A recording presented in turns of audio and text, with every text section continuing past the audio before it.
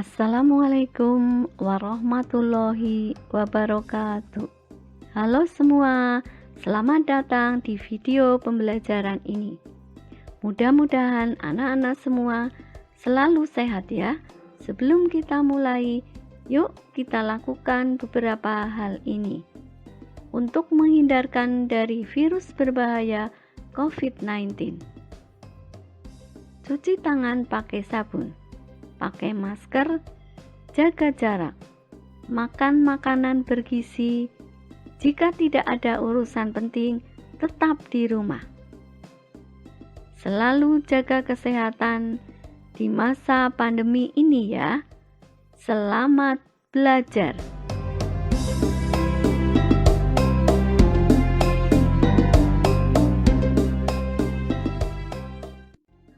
Anak-anak, yuk kita belajar bersama. Tema 1, subtema 2, pembelajaran 5. Kegiatan ekonomi negara-negara ASEAN. Kondisi geografis negara-negara ASEAN kaya akan sumber daya alam. Masing-masing negara memiliki komoditas unggulan untuk diekspor ke negara lain. Komoditas merupakan barang atau jasa yang diperjualbelikan dalam ekspor-impor untuk meningkatkan pendapatan negara. Indonesia memiliki komoditas ekspor di bidang pertambangan, pertanian, dan perairan. Sedangkan untuk komoditas impor, perlengkapan industri, farmasi, dan kimia. Untuk mata pencahariannya, pertanian, perikanan, perdagangan, dan perindustrian.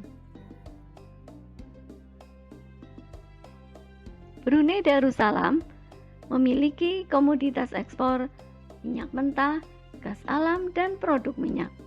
Sedangkan komoditas impor, mesin, mobil, barang elektronik, beras, dan gula, mata pencaharian, pertambangan.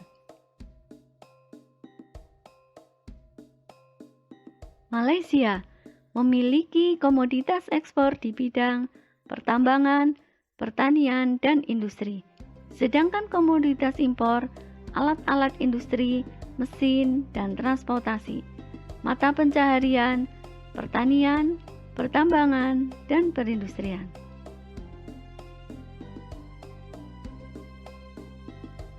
Singapura memiliki komoditas ekspor, kapal, barang elektronik, dan bahan makanan.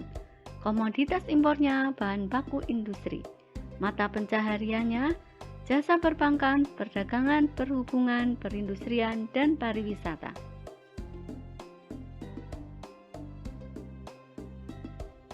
Thailand memiliki komoditas ekspor di bidang pertanian berupa beras hingga disebut sebagai lumbung beras Asia Tenggara. Komoditas impornya bahan baku industri, minyak mentah, dan bahan kimia. Mata pencahariannya pertanian, kehutanan, pertambangan, dan industri.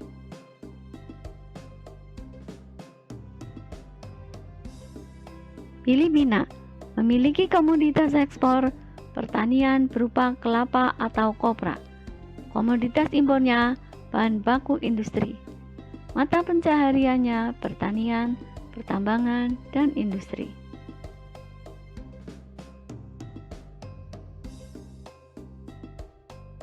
Kamboja memiliki komoditas ekspor di bidang pertanian berupa beras.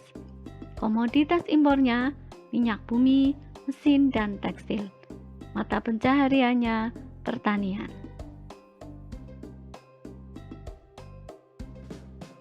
Laos memiliki komoditas ekspor di bidang pertambangan, pertanian, dan kehutanan, dan industri. Komoditas impornya minyak bumi, beras, mesin, dan barang elektronik. Mata pencahariannya pertanian. Myanmar memiliki komoditas ekspor di bidang pertanian, kehutanan, dan perairan. Komoditas impornya baja, mesin kendaraan, suku cadang, semen. Mata pencahariannya pertanian. Vietnam memiliki komoditas ekspor pertanian, kehutanan, dan pertambangan. Komoditas impornya minyak bumi, bahan bakar minyak, besi, baja, pupuk, obat-obatan, mata pencahariannya pertanian.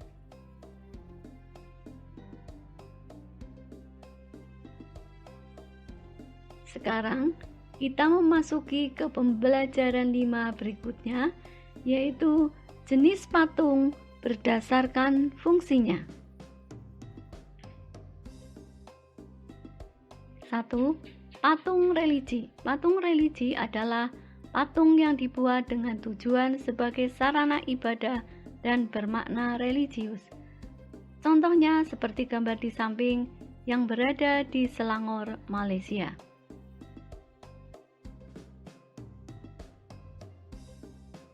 2. Patung monumen. Patung monumen adalah patung yang dibuat untuk mengenang peristiwa dan kejadian bersejarah. Contohnya seperti Monumen Pancasila Sakti di Jakarta.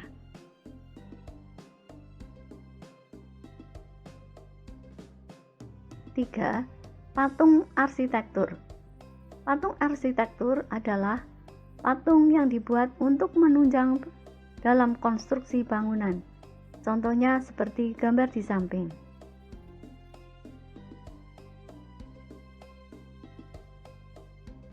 4. Patung dekoratif. Patung dekoratif adalah patung yang dibuat dengan tujuan untuk menghias bangunan atau lingkungan. Contohnya seperti gambar di samping, patung yang berada di tengah taman bunga.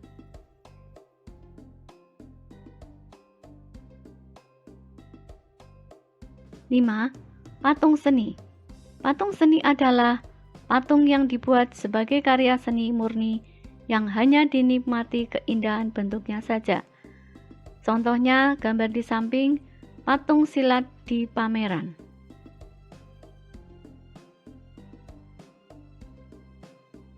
6. Patung kerajinan. Patung kerajinan adalah patung yang dibuat untuk dijual dan dibuat oleh pengrajin.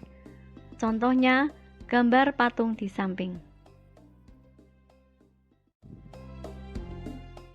Di pembelajaran 1 telah dipelajari komoditas ekspor impor negara ASEAN. Sekarang pilih 2 negara untuk dibandingkan. Tuliskan komoditas ekspor dari 2 negara tersebut. Masukkan dalam diagram Venn. Tuliskan komoditas ekspor masing-masing negara.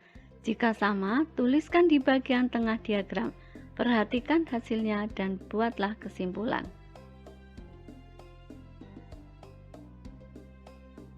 Di pembelajaran 2, kamu telah mengetahui jenis patung berdasarkan fungsinya. Sekarang buat sendiri yuk patung dekoratifmu. Siapkan kertas gambar, pensil, penghapus, plastisin, lidi. Cara pembuatan: 1. Menggambar pola bentuk yang akan dibuat patung. 2. Membentuk plastisin sesuai gambar dengan jari tangan. 3. Menambah detail seperti mata dengan lidi. 4. Patung dekoratif sudah jadi, siap untuk dipajang.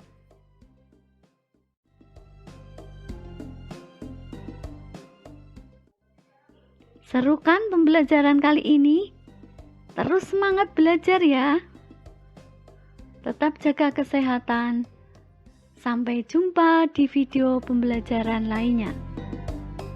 Assalamualaikum warahmatullahi wabarakatuh.